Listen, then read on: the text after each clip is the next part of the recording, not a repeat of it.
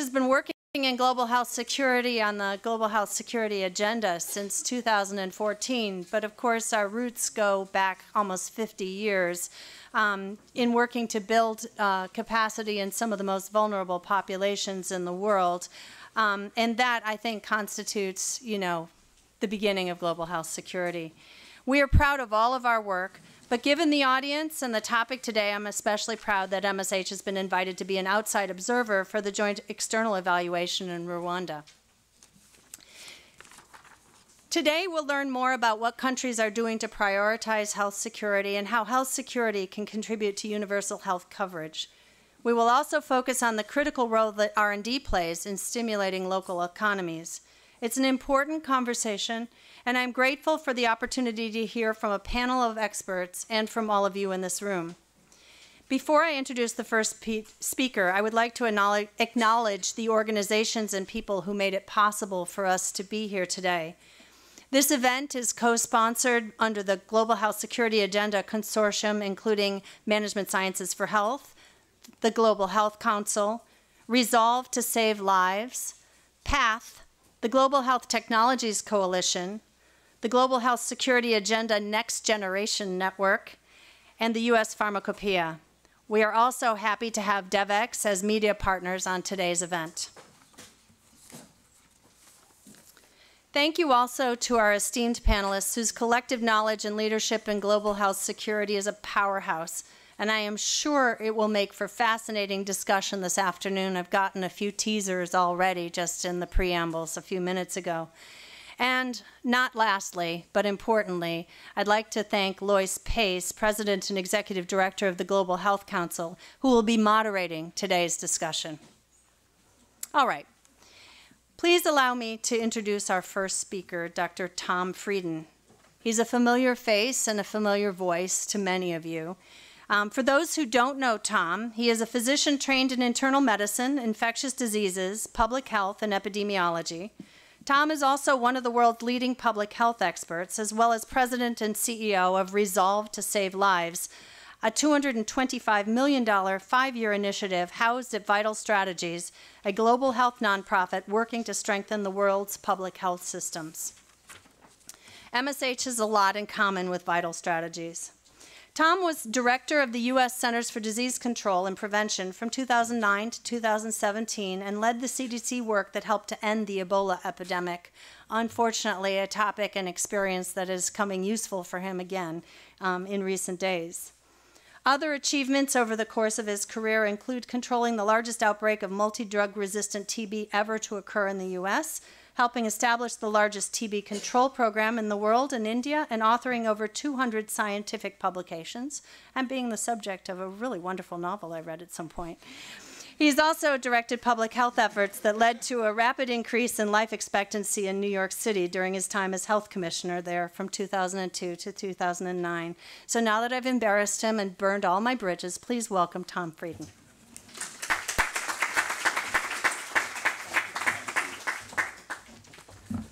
Thanks very much, and I've got 5 minutes to try to set the stage here, and I'll try to do that with a few graphics that I hope you can see.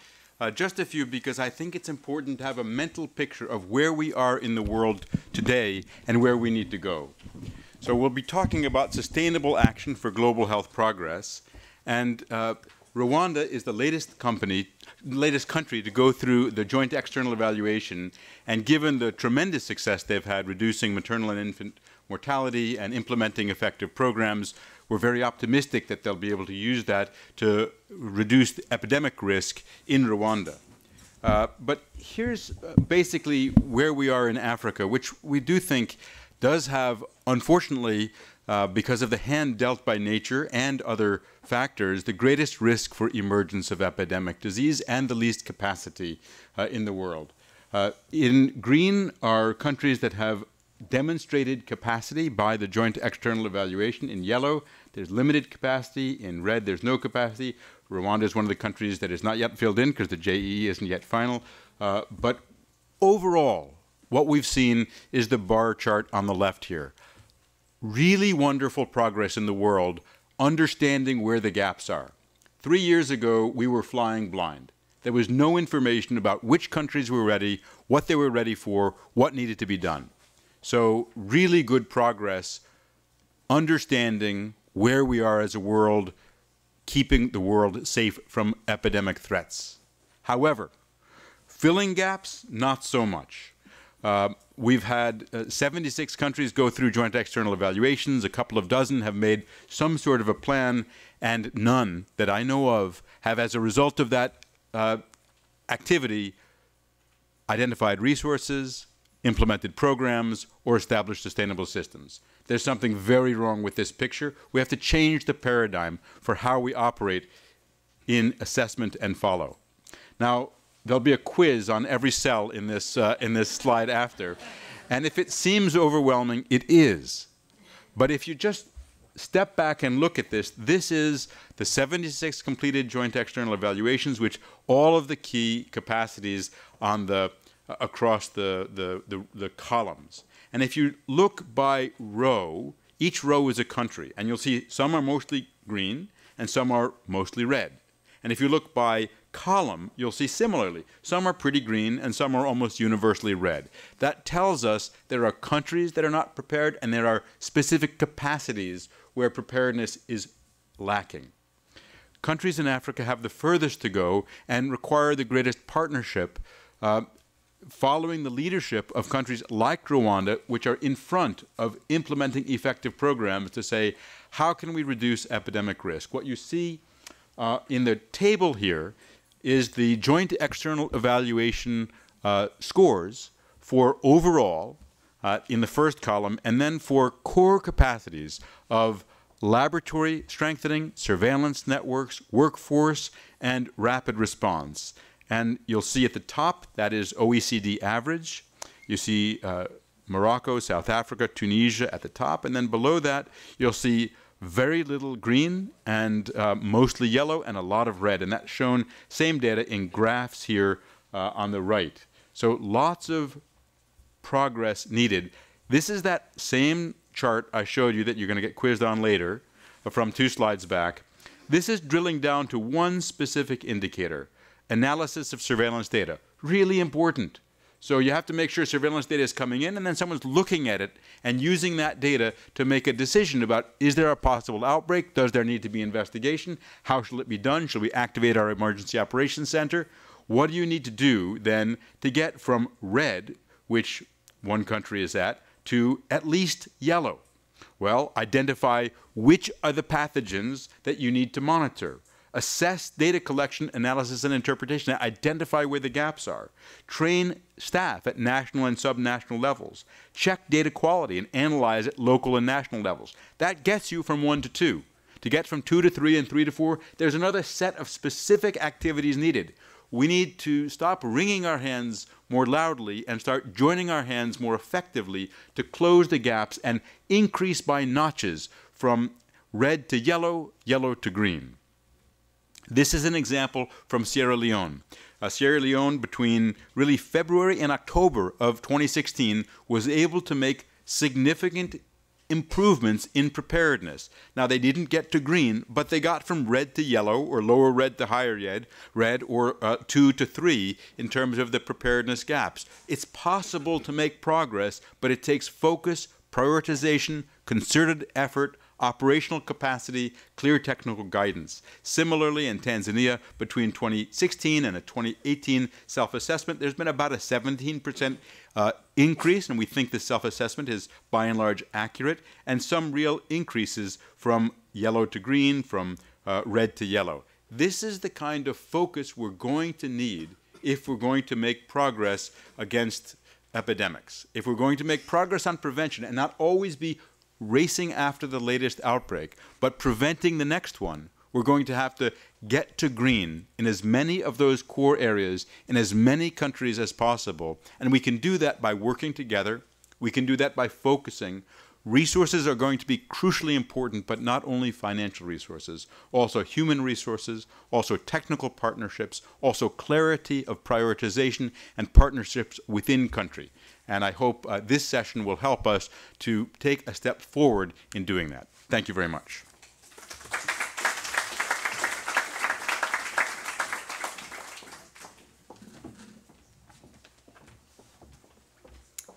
Thank you so much, Tom.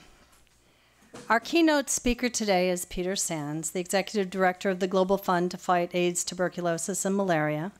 Peter is the former CEO of Standard Chartered plc and has been a research fellow at Harvard University since 2015, working on a range of research projects in financial markets, regulation, and global health. His other engagements with global health issues include chairing the U.S. National Academy of Medicine's Commission on Global Health Risk Framework for the Future, as well as the World Bank's International Working Group on Financing Preparedness. He is also an active member on both the U.S. National Academy of Science Committee on Ensuring Access to Affordable Drugs and the Forum on Microbial Threats. He is committed in so many different ways to issues of global health, and I'm very much looking forward to his remarks. Please join me in welcoming Peter Sands.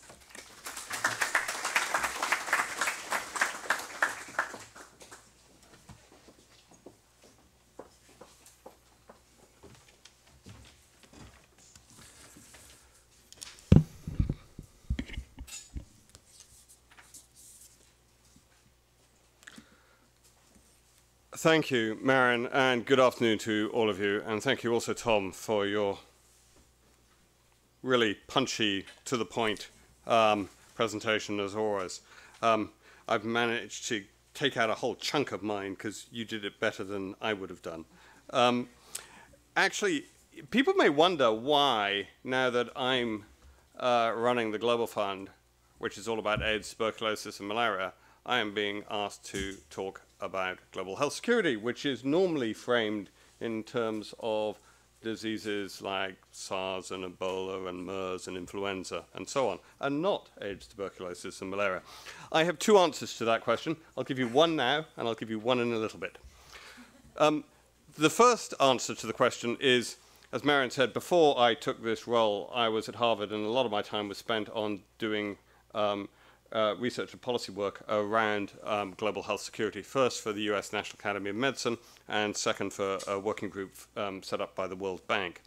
And we were very focused on both what should be done and what is the investment case for doing it. And let me start actually with the investment case. I think the investment case is very simple to articulate. The first is the simple fact that the number of infectious disease outbreaks is going up. We're not quite sure why. There are various theories about the population, interactions with wildlife, scale of animal food production, and so on. But it's really hard to argue with the underlying statistics of just the frequency of infectious disease outbreaks. And indeed, if you just read the newspapers recently, they would provide anecdotal support, at least, for that. So that's one thing. This is not a problem that is going away as mankind gets bigger and richer. This is a problem that seems to be increasing in magnitude. The second issue is that although we appear to be getting better in controlling the mortality impact of such outbreaks because of the advances in medical science, we actually appear to be getting more vulnerable to the economic impact. Because we live in a more economically interconnected world, with people traveling around the world, with trade, and perhaps most of all with social media and TV spreading news about infectious disease outbreaks incredibly rapidly, we're in a world where fear travels extremely fast.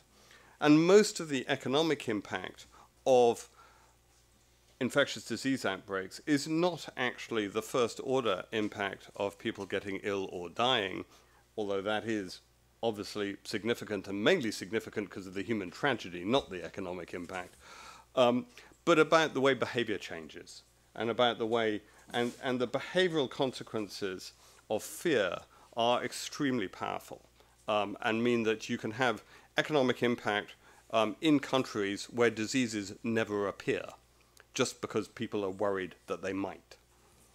And this isn't a theoretical point.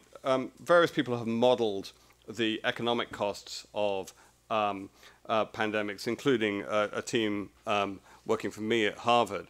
And we came up with a sort of an expected loss, i.e. an averaged cost of pandemics of something of the region of $80 billion a year. And when I say direct cost, that doesn't include any mortality cost. If you include the potential loss of human life and the value that those lives generate, and again, I'm talking in purely economic terms, Dean Jameson and Larry Summers came up with a figure which was over 500 billion a year as an estimated loss. Now, of course, you don't suffer that every year. Actually, most years you'll suffer a fraction of that, but every now and then something terrible will happen, and you'll suffer much, much more than that.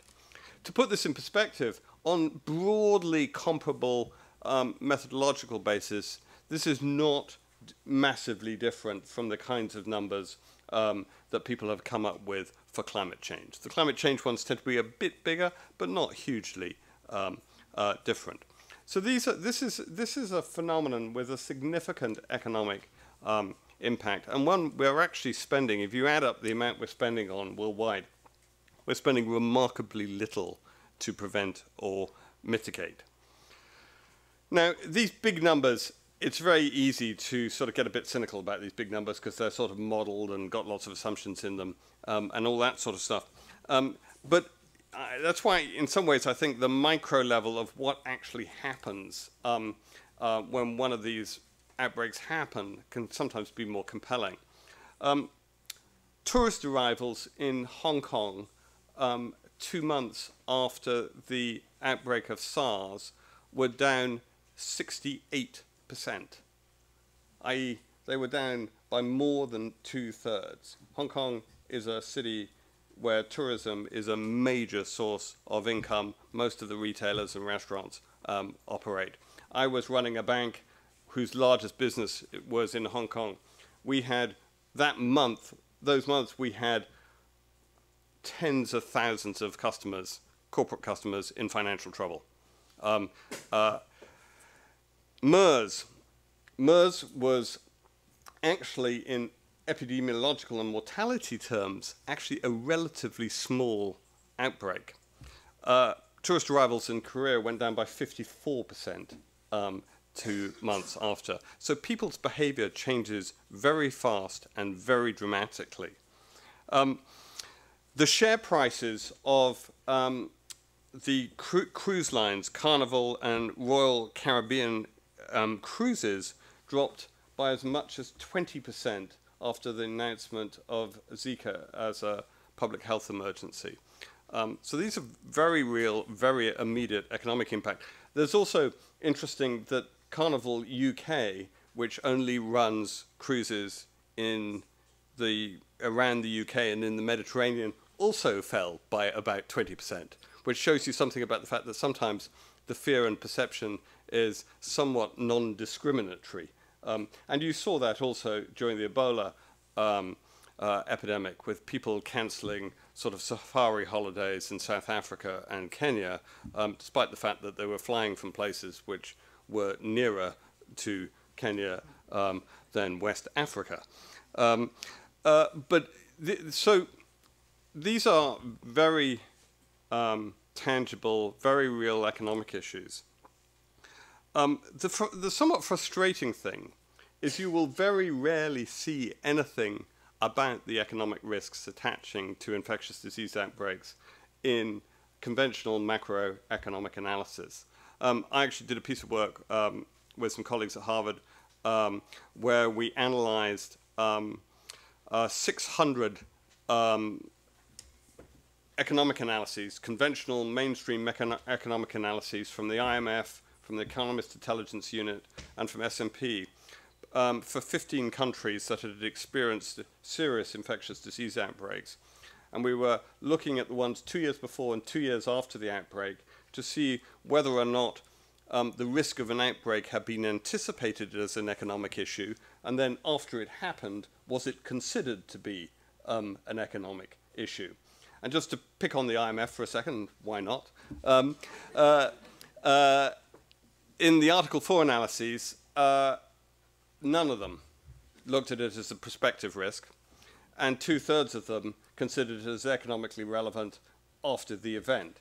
Now, it slightly begs the question, if most of the time you think something happens, it's economically relevant when it happens, should you not consider the risk that it might happen? And this is an issue because as much as there is a lot of economic analysis, and people like me have done standalone economic analyses of the threats of infectious diseases, if they're not in the conventional stuff that sits on a finance minister's desk or a CFO's desk in a corporate, they won't make much difference. It is much more important to be in the right kind of analysis that actually affects policymakers' decisions. And it is still the case, rather frustratingly, that most of these analyses do not include much consideration of either risks or burdens.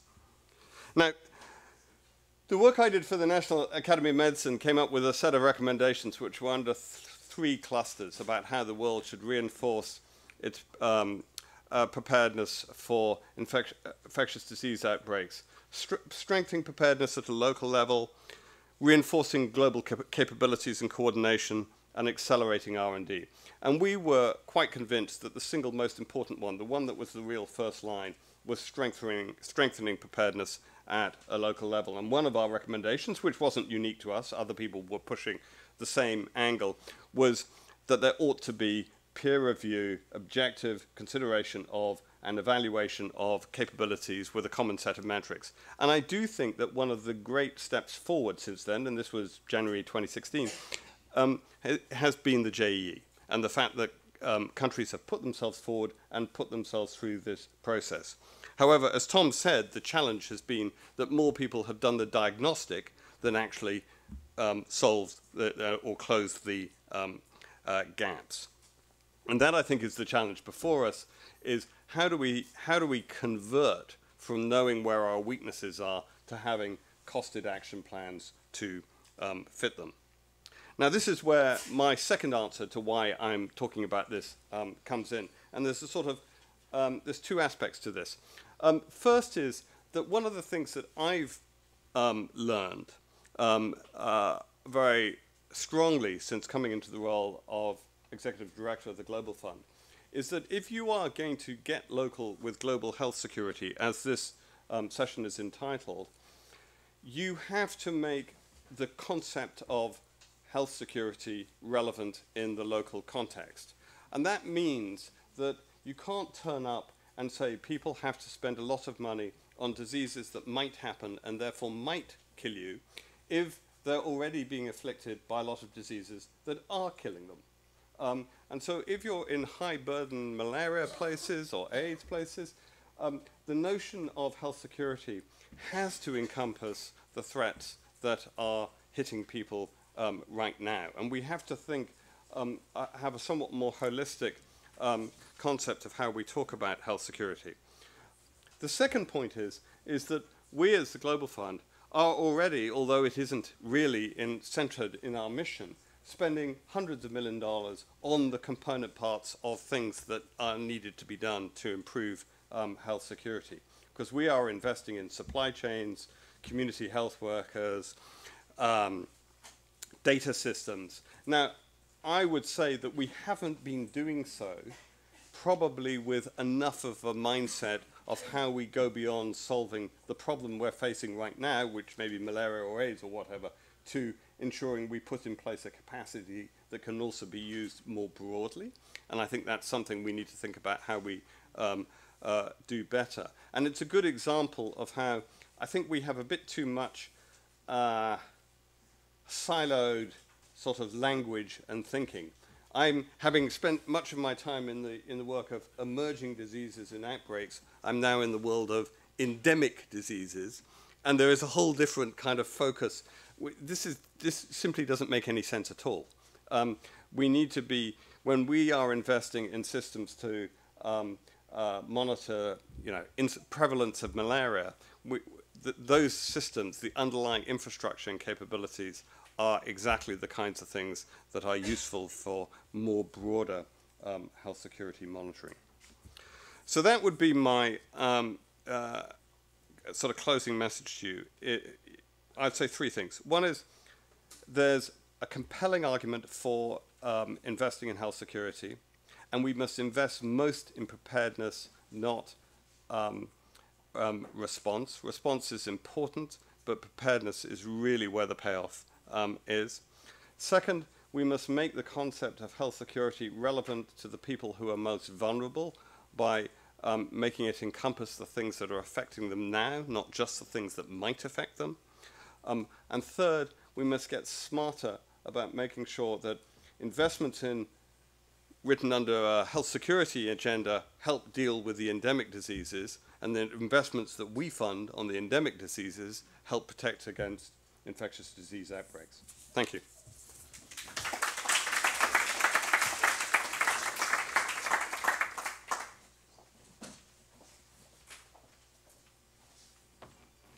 Thank you so much, Peter, and Tom, too, for that matter. I think you've really already gotten us started with why this topic is so relevant so broadly, and a little bit of how we get it done.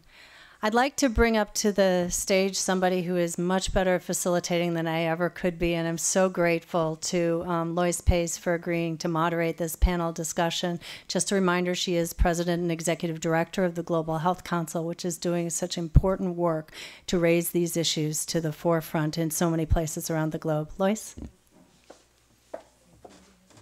Okay, great. I will not say much from here, only to start to invite up my panelists who are going to join us for a discussion. I am really, wow, I just looked out and saw this packed house. Hello, everyone. I know it's a tough hour on day one of WHA, but it's good to see the enthusiasm for this topic represented by your presence in this room today. So thanks again for joining us. We'll spend the next half hour or so having a conversation up front, and then we'll turn it over to you, so be ready with your questions. Y'all who have heard me facilitate sessions before know that I am true to my word generally, so expect me to call on you if you don't raise your hands. Until then, though, I wanted to thank both of our opening speakers, Dr. Frieden and also Peter Sands. Peter, thanks for that keynote. I think you both set things up quite nicely in terms of making the case for local investments and action on global health security. It's interesting how you both focused on the need for a conversion, right, from awareness to action. It's more than a notion. And so I'm hoping the panelists will dig a little bit more deeply into that very theme. So with that, let me invite up our various panelists. First off, I would like to introduce the Honorable Minister of Health of the Republic of Rwanda, Dr. Diane Gashumba. If you would like to join us on stage, that would be great, and take your seat. Following her, we also have Dr. Rüdiger Krisch, the Director of Health Systems and Innovation at the Office of the ADG at WHO. Thank you, Rüdiger, for joining us as well. And then finally, we have Dr. Katarina Burma, CEO of the Foundation for Innovative New Diagnostics. So thank you again to our panelists for joining, and we will go ahead and get started.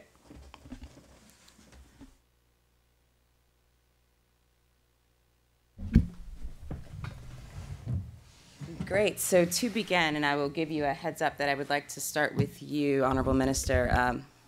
I think what I was hearing were a couple of themes. One of the themes that really came out to me was this aspect of prioritization, the fact that we sort of know what to do, but we still aren't able to do it. And I'm saying we collectively, whether we're working within government, whether we're working as sort of non-governmental partners, or sort of other actors in this space. I think even the donor community shares this idea of really having the knowledge and really building our awareness and identifying what the need is, but at the end of the day, really needing to still close that gap. So I wanted to ask you how you are approaching prioritization on the ground in Rwanda, really focusing on kind of the challenges around funding and planning and all of the competing priorities that you're faced with. How are you making decisions to invest specifically in global health security versus some of these other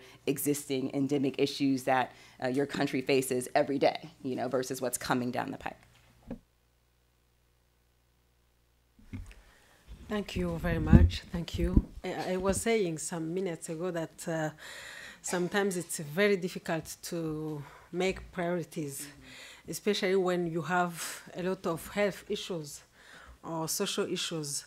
But in my country, Rwanda, the strategy we adopted is to focus everything on the community level, on the ground, because the issues are on the ground, but also the solutions are on the ground.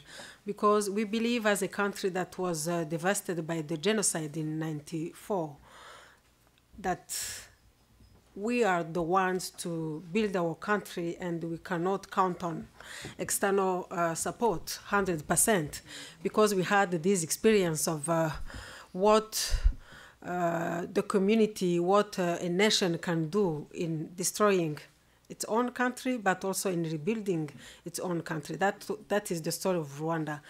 And the leadership is playing a great role. We believe that with a strong leadership that is trusted by the population and the ownership of the population, everything is doable. And by putting all the effort at the community level, by building our system from the ground, from the household level, by putting in place committees, hygiene committees, and community health workers program. We do have 3 community health workers per village. A village is made by 100 up to 150 households. We managed to know our priorities, to know our gaps.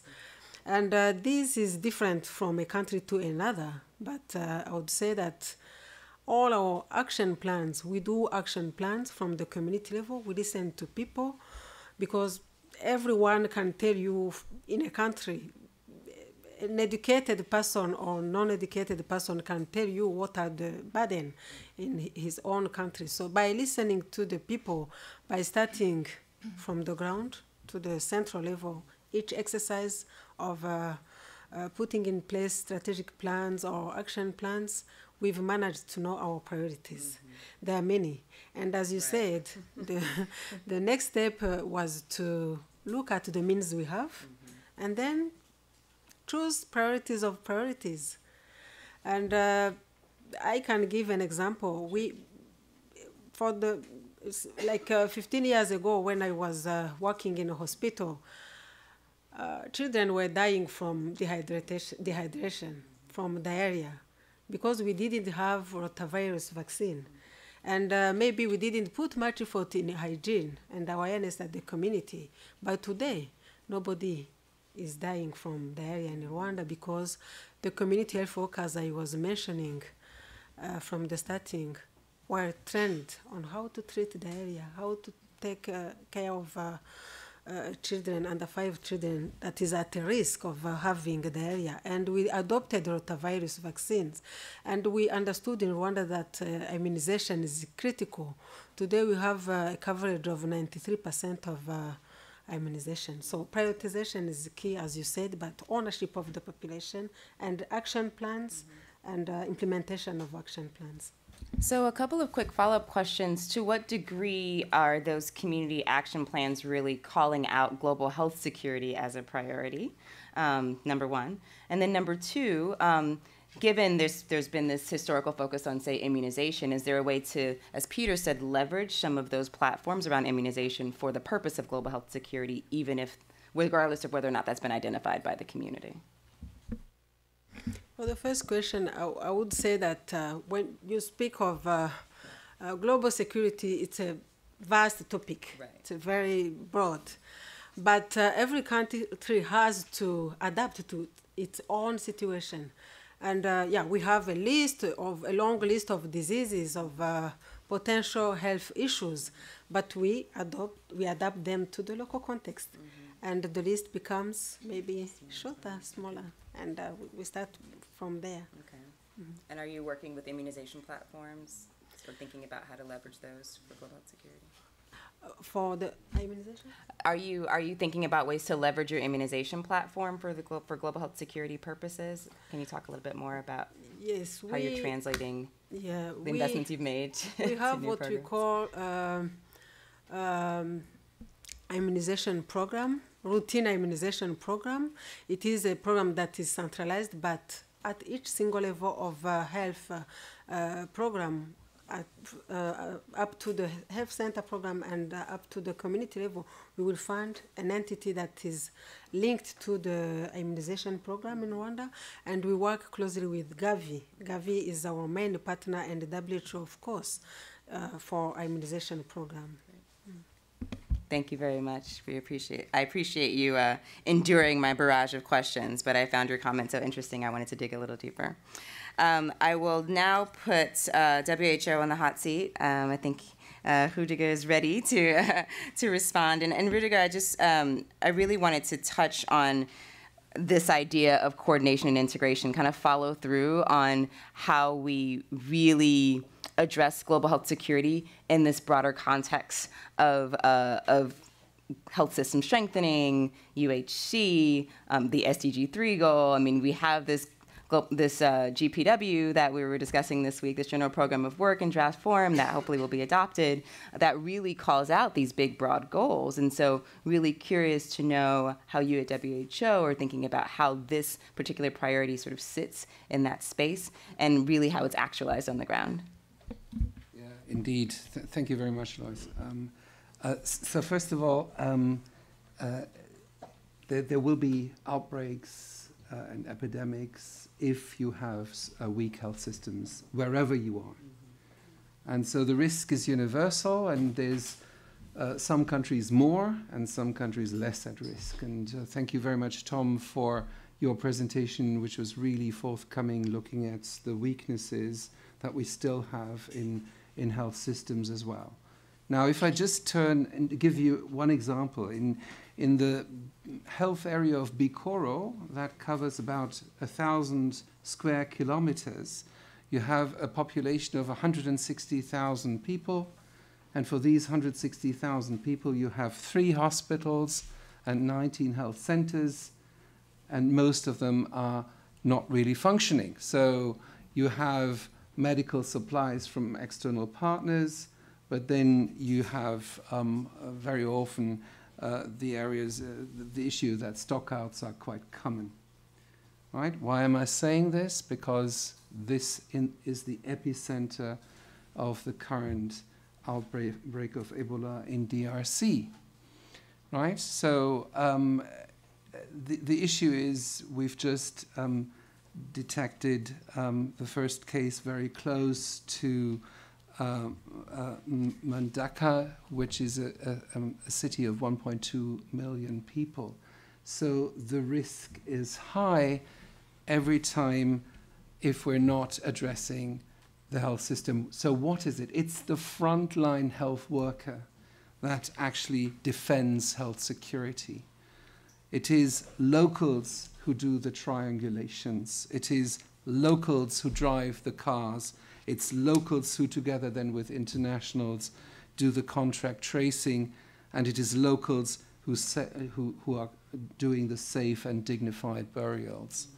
So our lessons from the previous Ebola crisis, and as we say, we know what to do. I'm not so sure if we know everything we need to do, but our lessons at WHO from the previous Ebola crisis, that health systems are part of a cultural context. In DRC, in Bikoro, for instance, people are using herbal, traditional, and Western medicine at the same time. Right? So it's important that medical doctors talk to herbal practitioners, and then what people are doing is what their church leaders tell them. Right? So we had established in the previous years a network with 1,000 Methodist church leaders in DRC, and we're sending them today messages via WhatsApp that they can then use in their communication with their congregations. And we had translated the most important training documents in Lingala, which is the language that is spoken by 90% of the people. So I'm telling you all this because I think we need to go some steps deeper when talking about the strengthening of health systems. It's not rhetoric, it's very much what is done at the front line in the regions and districts and at local level. I think we can very much appreciate how much your comments overlap with Dr. Gashumba's in terms of really focusing at the local level on the community response, both in terms of health systems, in terms of planning, and some of the other priorities that we've identified, just really starting at home, on the ground. Katarina, I will turn to you and actually ask what you think is still missing in all of this. And so it's interesting that we talked about sort of all the things we know, but Rudiger said there's some things that we still aren't quite getting right, so let's not get ahead of ourselves. And so, I can appreciate that we have this need to really focus more, not just on the sort of treatments and management side of things, but there's a piece that I know that you focus on, R&D, which often gets left out of the equation. So can you talk a little bit more about that particular gap?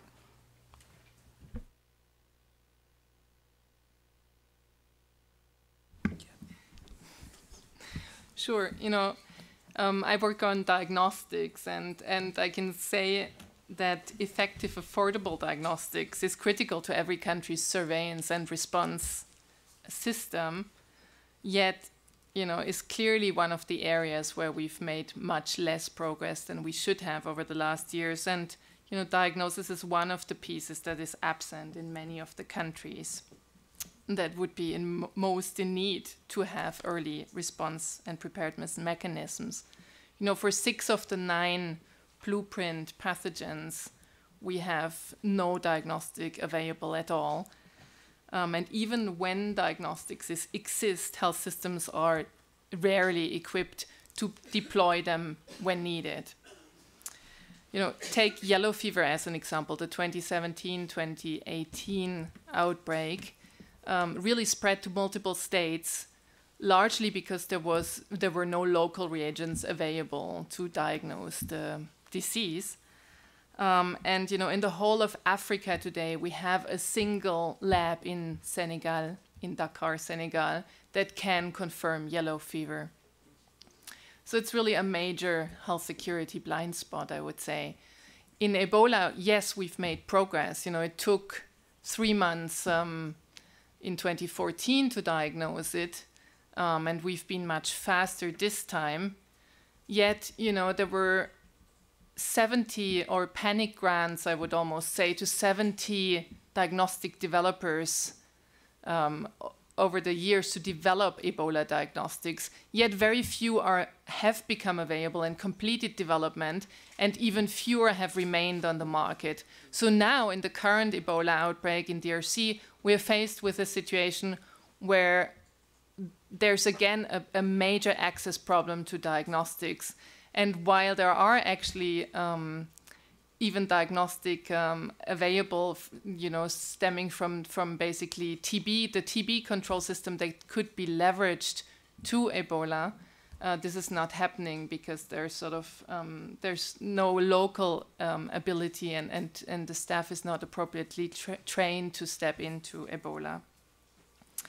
So while and Peter has said that early response could save thousands of lives and billions of dollars every year, we've not made enough progress. Also, when it comes to local partnerships, sample sharing, clinical trial capacity in countries, local R&D is really lagging behind and hasn't, for diagnostics, not gotten any attention.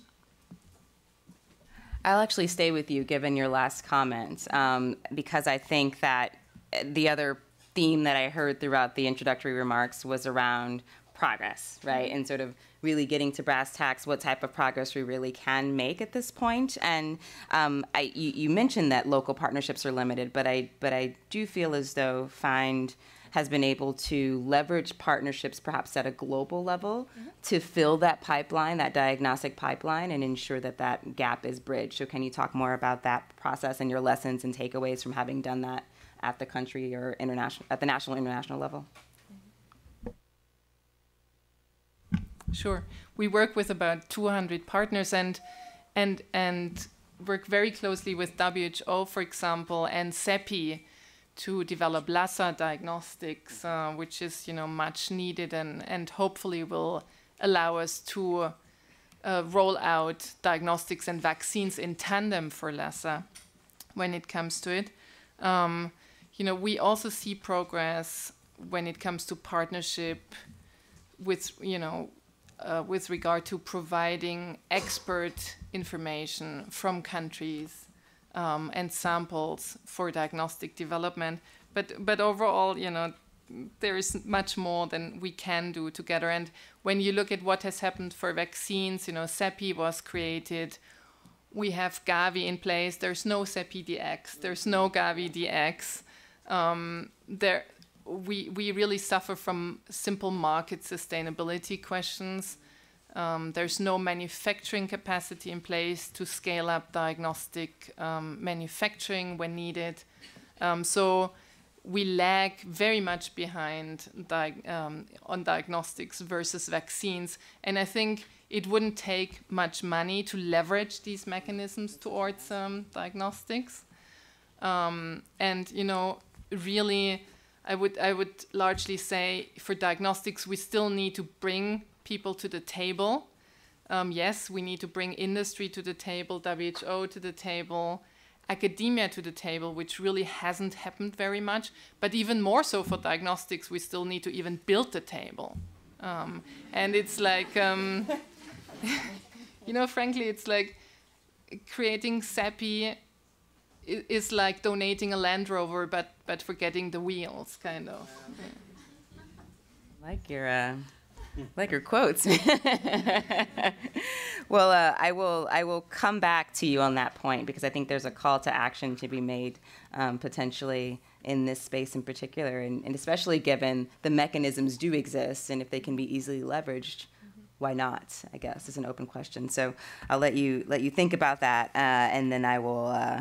I think I'll present another question to Dr. Kresch, and on the same topic of really kind of getting down to brass tacks, getting back to basics, I think, in particular. So we've talked a lot, and we not just today, but in this space about innovation and scale and all these pieces, right? But there's just some basic things that still aren't necessarily working that well, similar to the diagnostic issue. And I think in particular, we've seen that with IHRs, right? The international health regulations and, you know, how well that's going. And so can you talk about that critical piece as, again, a foundation to a lot of this? Yeah, sure. And for me personally, it was a huge learning curve, because in the previous Ebola crisis, the then Director General, Margaret Chan, asked me to lead the Secretariat for the IHR review. And honestly, having studied public health and being in health systems for over 20 years, I thought, well, the core capacities of IHR, they're met everywhere, right? So I was so surprised then to understand how, we were able to work in these silos next to each other, while we, from each other, thought that the other would do the other thing that was requested by the IHR. So these different languages that we have, when IHR colleagues talked about the cost of health services, they were thinking of emergency personnel and not about the real people on the ground, the local health worker. When we talked about the issue of personnel at the borders, they thought, well, they can just be deployed like this to do the border control. And the understanding that actually health security is defended at the local level, not at the national border level, is a conceptual, a different understanding we have. So I think what is required really is to bring in the IHR core capacities much more into the health systems of the countries. And through the GEs, I followed this very, very closely. I think what you've done is, the great advantage is that we now have a much more knowledge base, that we know much better, as was said before, that we know much better now. My understanding, however, was when this GE and the Global Health Security Agenda was developed, that there's a deal. There's a deal with the countries. It's a political vulnerability that you actually expose as a politician throughout these GEs. And the deal was that as they expose themselves to the weaknesses, they will be helped by the international community in terms of technical assistance and everything. It's not just money, but it's also the technical assistance. So to understand that there's zero implementation at the moment is just mind-boggling.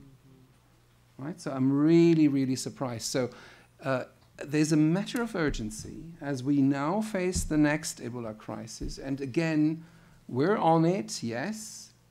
The next one could be much, much worse. It could be that this is not an Ebola, but a different crisis with the same weaknesses that we've identified and, you know, the laissez-faire after just some 3 years. We've seen in 2011 after the H1N1 as well. People were saying, yes, we now need to strengthen health systems. And then at the end, there was very little implemented.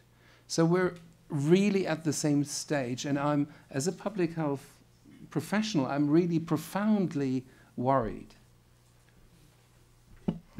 Dr. Minister Gashumba, I see you smiling.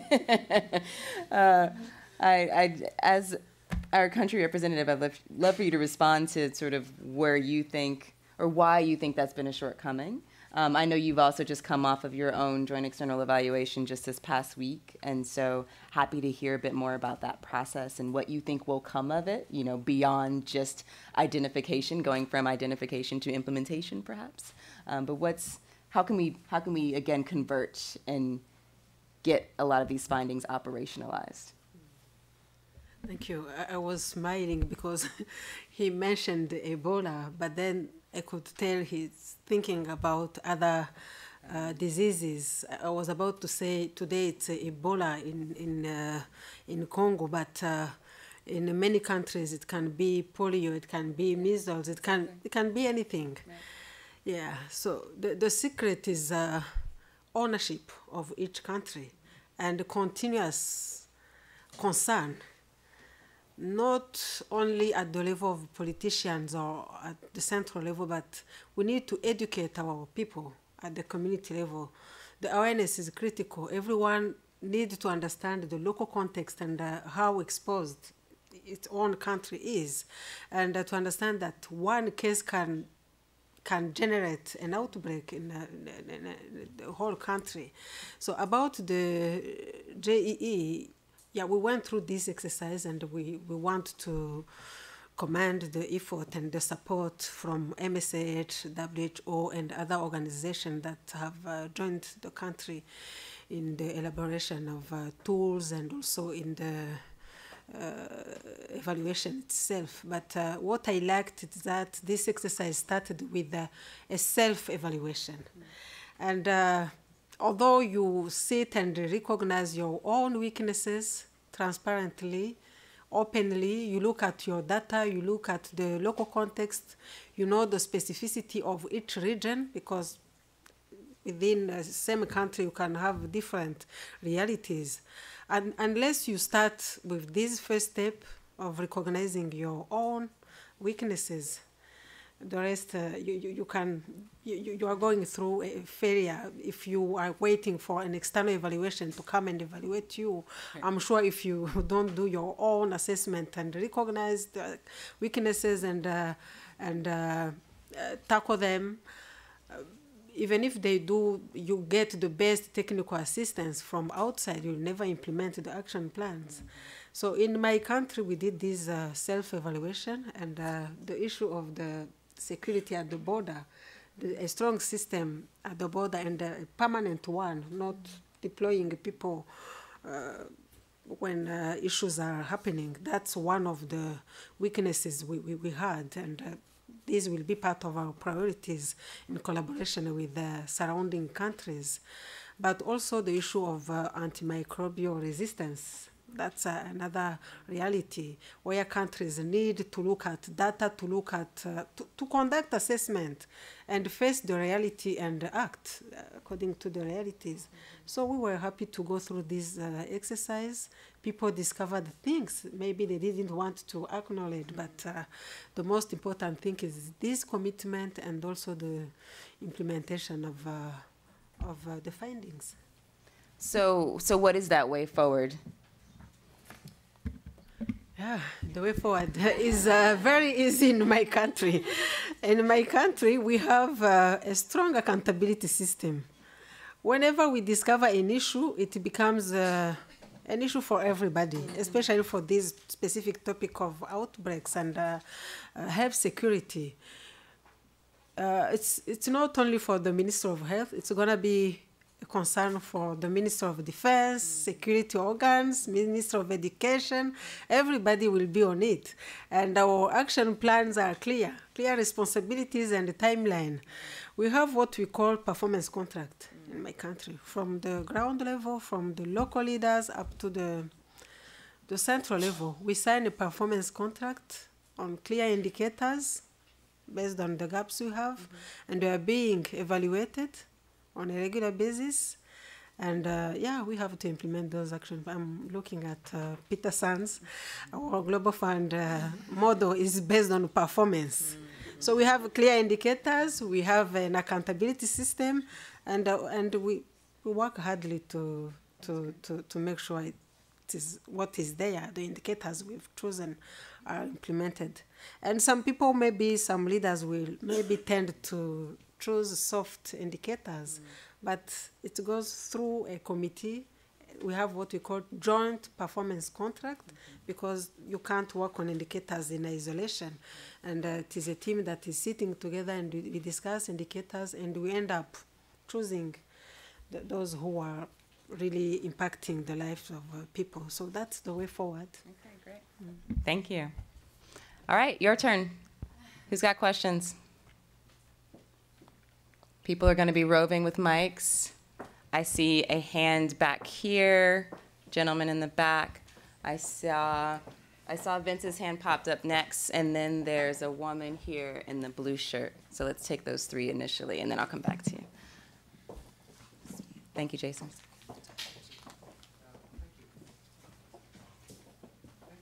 So my name is Sam Lee. I'm from the Department of Health of Hong Kong, where my team implements IHR. I think the mic is on.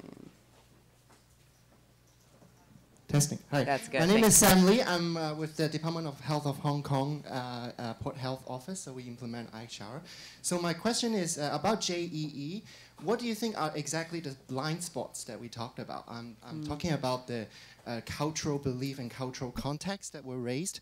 I'm also expanding to like service utilization pattern. I'm talking about sickness behavior, health behavior. So I'm also thinking about human resources for health, not just for health workers. How about the non-health workers that are contributing to RHR? Thank you. Hi, Vince Blazer, Intrahealth International and the Frontline Health Workers Coalition. Questions maybe building off that a bit, and for Rudiger, maybe if you could expand a little bit on how you feel that the Global Health Security Agenda and the JEE process could ideally be utilized to increase IHR capacities of local health workers in the areas of greatest vulnerability to outbreaks. I know you were leading the third global forum on HRH in Brazil, and at that forum, there were 57 country commitments made at that forum 5 years, and one of those made at the forum was Guinea's, and Guinea's essentially said we had a lot of problems with our workforce, but it's really bad in these two provinces, and we need to focus on those areas. Well, patient zero of the Ebola epidemic was in one of those provinces 1 month after that commitment was made on that stage. So, you know, the first phase of the security agenda focused mostly, there's a numerical target for epidemiologists and veterinarians, very important, but going forward, especially the next phase of the security agenda, what could be done more for some of those local health workers? Thanks.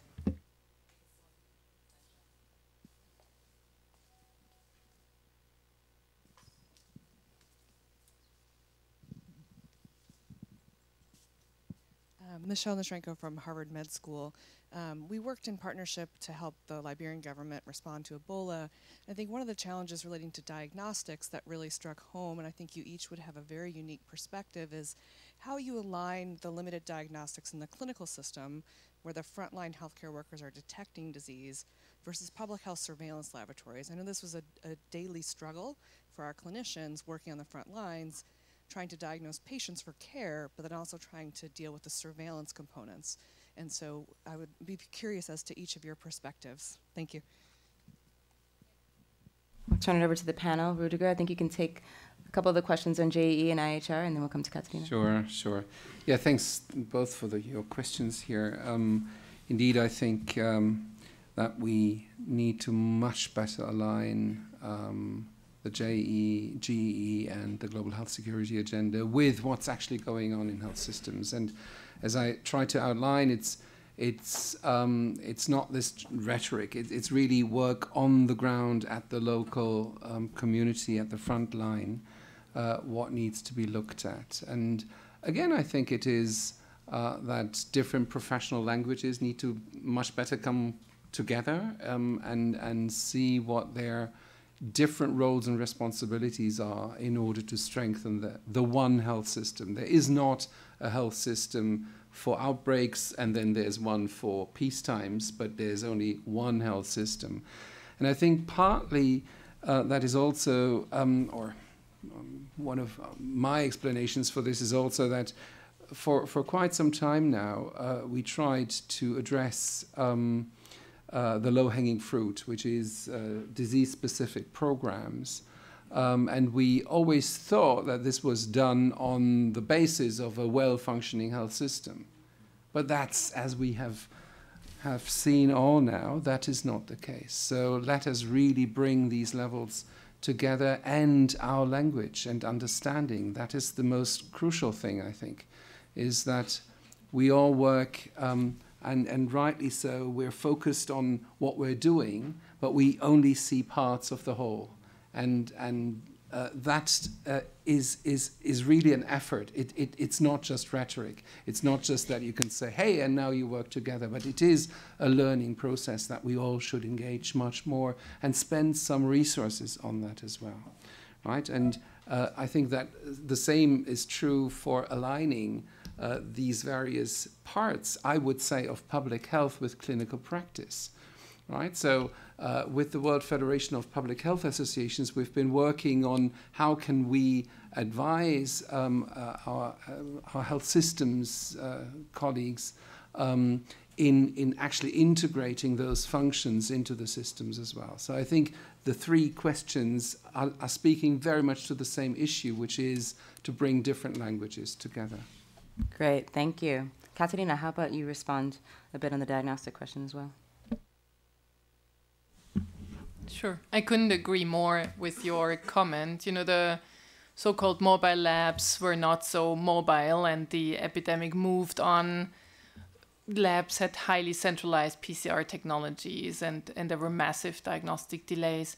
You know, our vision clearly is towards comprehensive outbreak platforms that can be deployed at point of care. And, you know, I think it's very crucial what you said, you know, equipping health workers, community workers with the right rapid diagnostics, with the right tools for contact tracing and the right surrounding packages is really crucial. And really diagnostic tools are just one component there. And, you know, I think it's technically very feasible to make progress and get these platforms in place. And also, you know, with modern technology that we see evolving now to make sure that new pathogens can be integrated very rapidly into these platforms. So you know, I think that's where R&D comes to play, but also new business models that allow for the right diagnostics.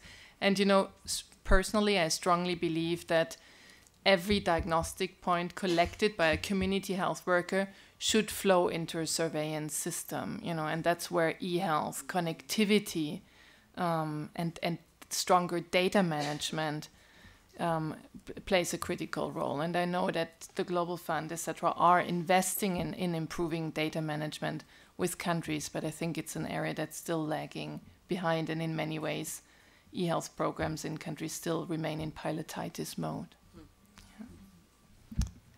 Okay, we're going to do another round, and I already had selected some folks from the last to go. So there's a gentleman in a red tie here in a white shirt, and then we have a couple side by side here.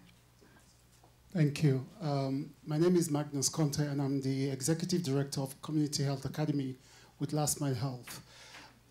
Thank you so much, Madam Minister. I've just returned actually from your beautiful country, where I attended 2 conferences, one on Transform Africa and the other one on telemedicine and e-health. You made a very salient point about the need for African countries or governments to own the assessment and realization of gaps within service provision. And I saw some of that leadership during the course of the conference. I'm just wondering what further guidance you will give to other governments as well to strengthen that approach in taking ownership for the problems that exist within our ministries of health and providing the leadership to address that. My second question is to Rudiger, which relates to a point that you made about one of the lessons learned from the Ebola crisis was the realization that health services have a local context.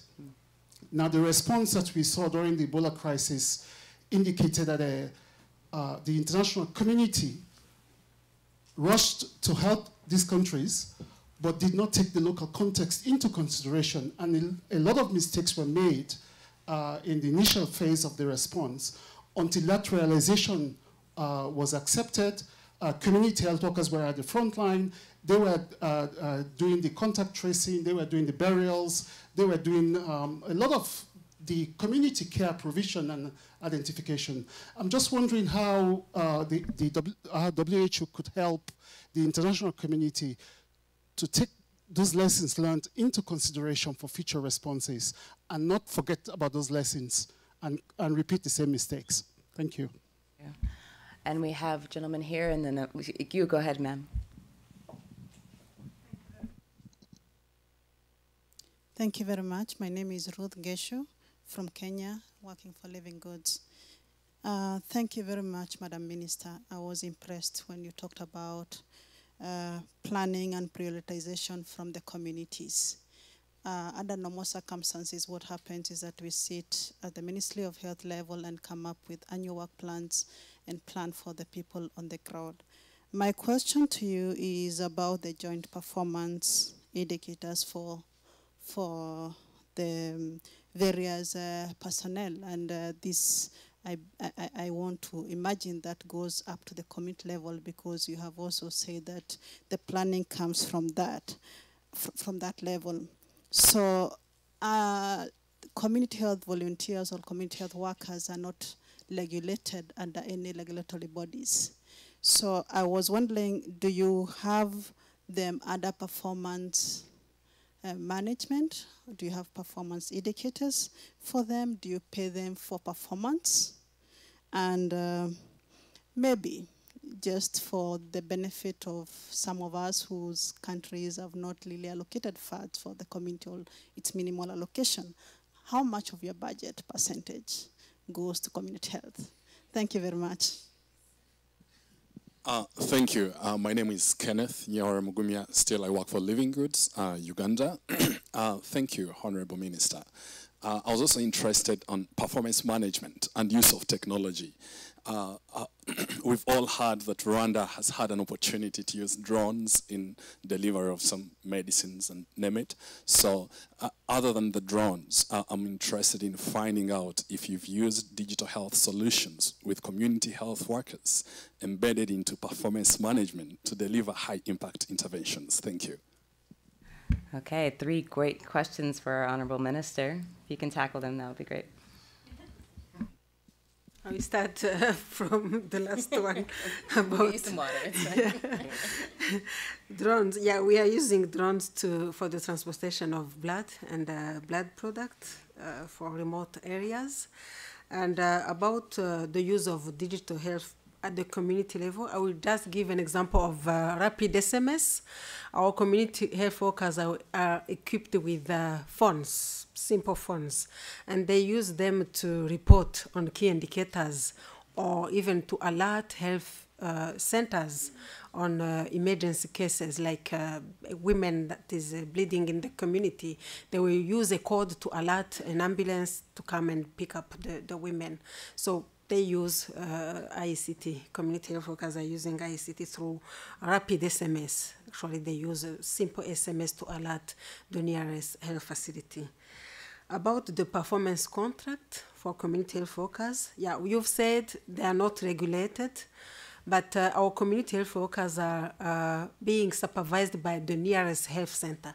So we have a team of 100 community health workers that are reporting to the health center and that are being supervised on a regular basis, on a quarterly basis, by health professionals sitting at the health center. And they have key indicators. They have select indicators, and they get incentive from the evaluation they get on a quarterly basis by people from the health centers. They go down to the community and they evaluate the report, they evaluate those indicators, and the community health workers are being paid according to their performance.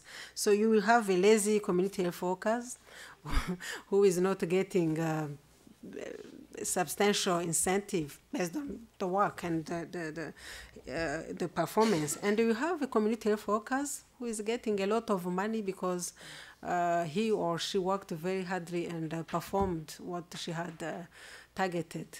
About the budget that is going to the community, to be honest, I know the budget that is going to the entire health system. Rwanda is allocating 16 to 17% of its budget to the health sector, but I wouldn't be able to respond to the question and say how much goes to the community level. I will look for numbers and get back to you. Yeah. And about the first question, I think other countries are doing great. When you look at Ethiopia, for example, what they are doing at the community level, Ghana, Namibia, I have a lot of examples.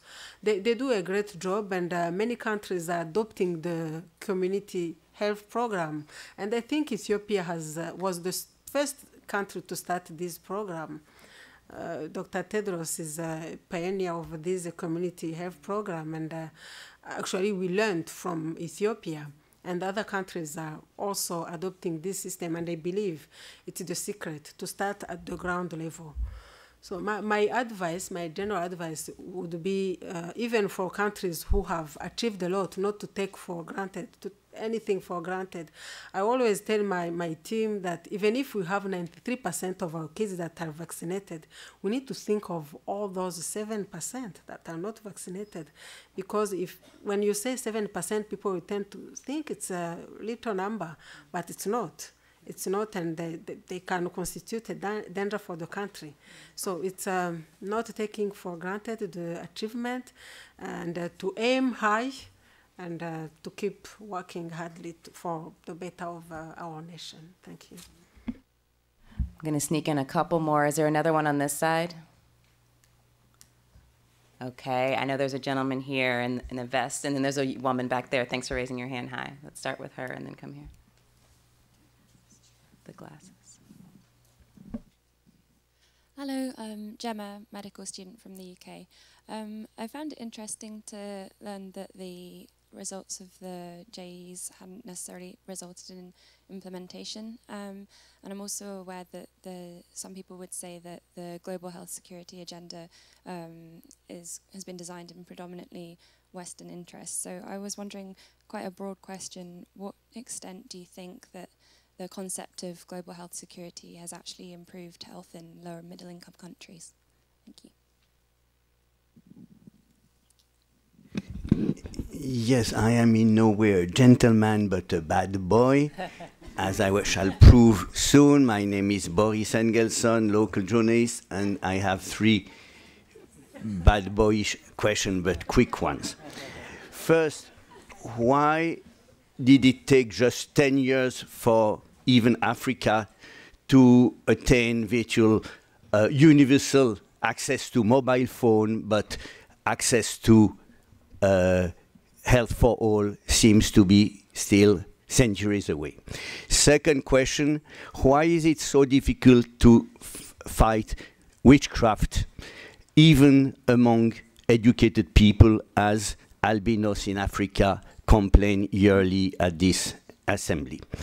And third, does everyone at the podium or in the room believe that to redeem its credibility, the UN system has to turn into a Rwanda propaganda machine, whatever the real merits of the government of Rwanda? This is not the question I am asking. I see agencies, ITU, WHO, one after the other, clinging to Rwanda as the last hope piece of wood. So is it really going to save the credibility of the UN system? Okay then, so we're gonna thank you. I'm still going to refer to you as a gentleman. But I will, I'll turn to you at least to respond to the initial question. And I think, yeah, I would love if you, Honorable Minister, would speak broadly to this idea, though, of the GHSA, the Global Health Security Agenda, being this Western idea, and how well you think that really has been incorporated and even impactful at the ground level in low and middle income countries. I think, as I said, this shouldn't be somebody else's exercise. It should be owned by each country. And I was discussing with Dr. Tom from Resolve, where there some minutes ago, who was telling me, I think we shouldn't spend a lot of time in doing plannings and nice tables and hundreds of priorities. I think every country knows its own weaknesses. We just need to sit and be transparent and be honest and act. Maybe start small, because you can't tackle all those issues at once. But we know what is constituting a burden for our country or a threat. And yeah, we just need to sit and act. And yeah, for me, this JEE is a way of formalizing things and putting them into maybe format and gathering ideas from other people and looking at data, evidence-based, and getting to a comprehensive document. But we know what is missing in our own countries. That's the answer. For the bad boy, I want to respond. I think the question is addressed to UN.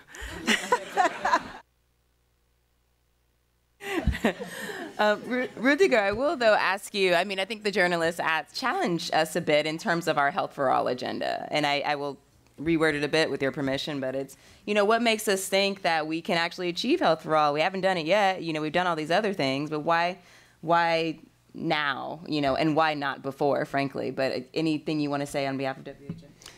Yeah, it's ping pong, no? No, I think first of all, it is a political choice. Whether you want to have universal health coverage is not a matter of technological advancements, because there I think we do, by and large, know what to do. Right? And it's not that we couldn't afford it. We can also afford it. So it is a political choice, and that is why then, because the political choice was not made before. We had Health for All by the year 2000, and you could see that member states were a bit shy on this. Now, we have the Sustainable Development Goals, and we need to get real. That is why in the Global Program of Work 13, you now have 3 billion more.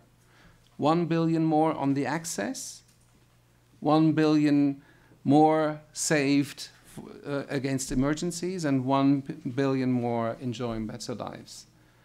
And this can be done. So we've asked external resource groups to advise us on how to measure these billions, and they come up with very reasonable indicators for this. again, it's a political choice. So thank you very much. It's not a bad boy discussion, but I think it's a question that needs to be put on the table, because otherwise we will sit 5 years from now with the same results. But why were they shy before so long?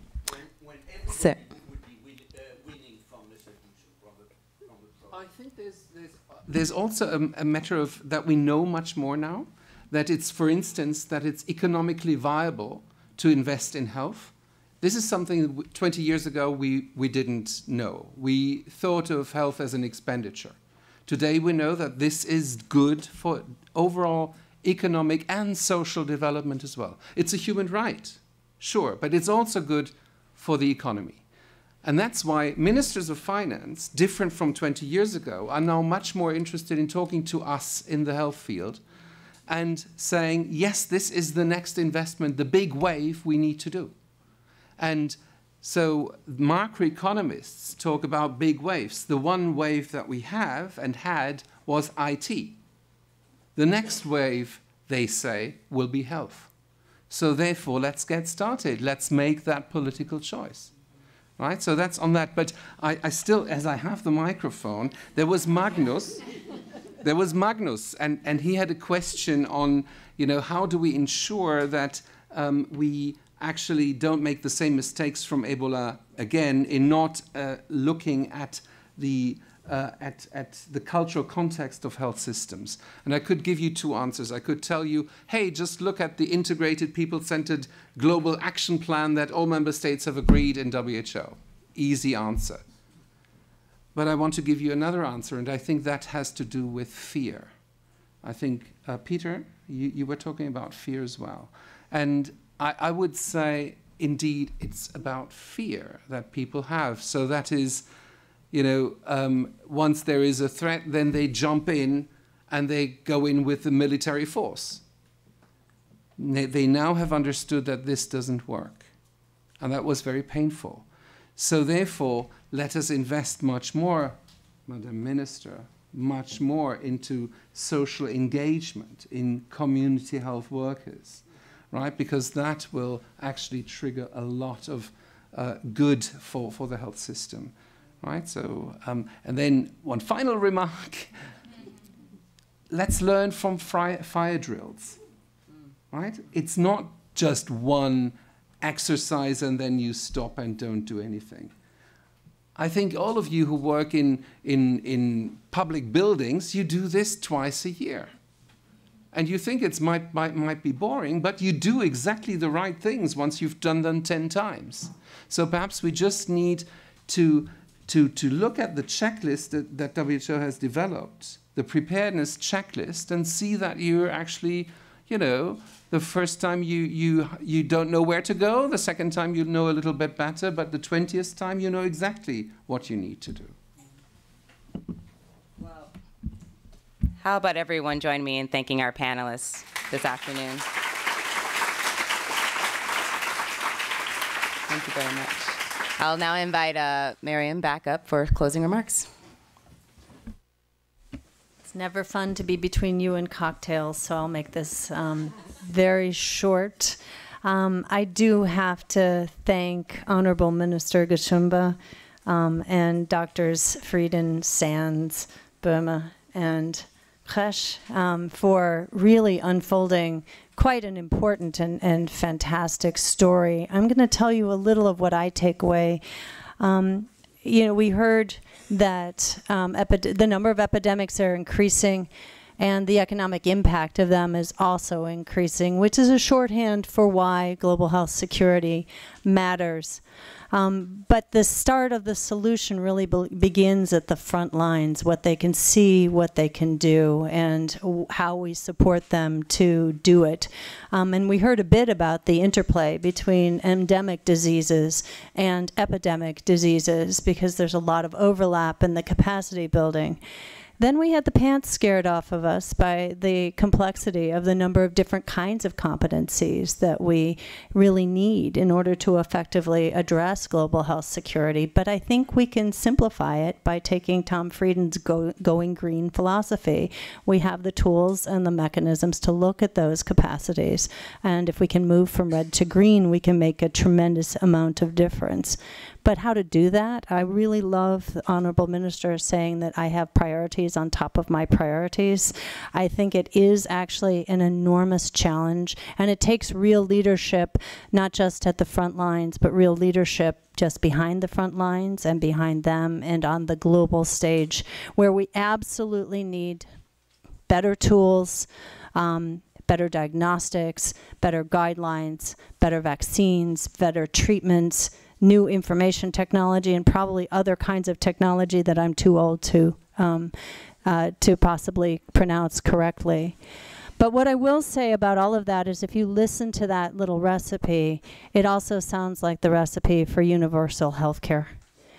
Universal health care and a secure health system go hand in hand. And in order to accomplish that, we need to work shoulder to shoulder to make a safer and healthier world. Thank you for coming. The reception's in the back.